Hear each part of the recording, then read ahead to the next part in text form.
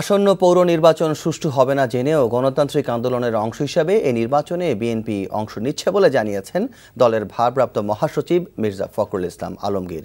সকালে বিএনপি চেয়ারপারসনের গুলশান কার্যালয়ে এক যৌথ সভা শেষে সংবাদ সম্মেলনে তিনি এই কথা বলেন। রিপোর্ট মিজান রহমানের।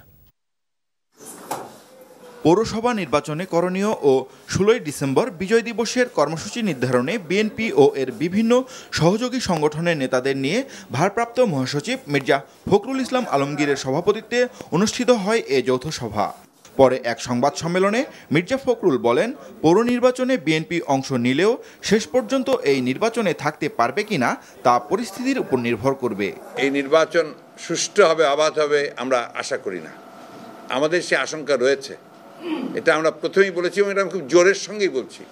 কিন্তু তারপরেও আমরা এই নির্বাচনে অংশ নিচ্ছি আমাদের গণতান্ত্রিক আন্দোলনের অংশ হিসাবে।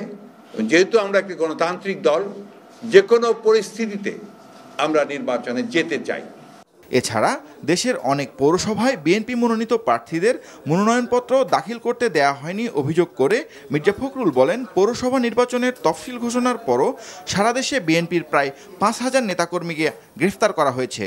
ডক্টর খন্দকার মোশাররফ হোসেন, জনাব এম কে আনোয়ার সাহেব, আমাদের উপদেষ্টা শওকত মাহমুদ সাহেব সহ মাহমুদুর রহমান সাহেব এবং মাহমুদুর রহমান মান্না, তাদের মুক্তির জন্য আমরা জোর দাবি জানাচ্ছি।